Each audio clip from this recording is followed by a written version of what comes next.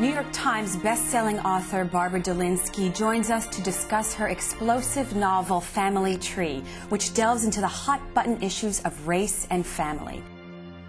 Barbara, welcome. Thank you, Michelle. It's a pleasure. The couple in the novel, Dana and Hugh, are white, but they give birth to a child who has African-American features.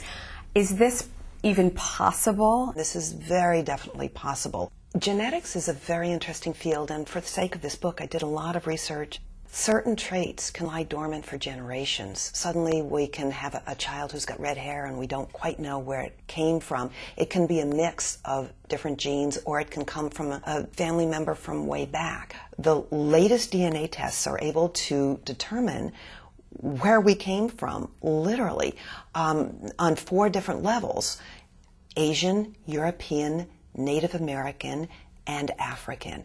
Now, we can have a test and find out what percentage of each of these races we are. Racial purity is very, very rare.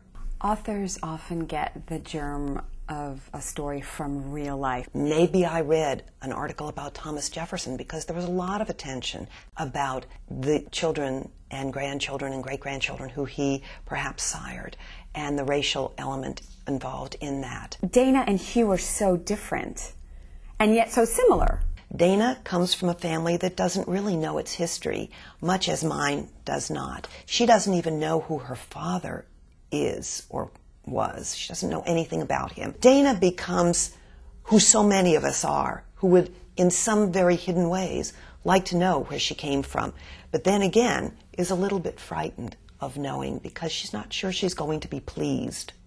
Hugh knows everything about his family and takes pride in his family tree. I found it interesting that you use knitting and stitchwork as a metaphor in your book. Why? There's been a resurgence of interest in knitting in this country, and that is something that has been around for generations and generations. So knitting becomes a parallel legacy to all those that are discussed in Family Tree.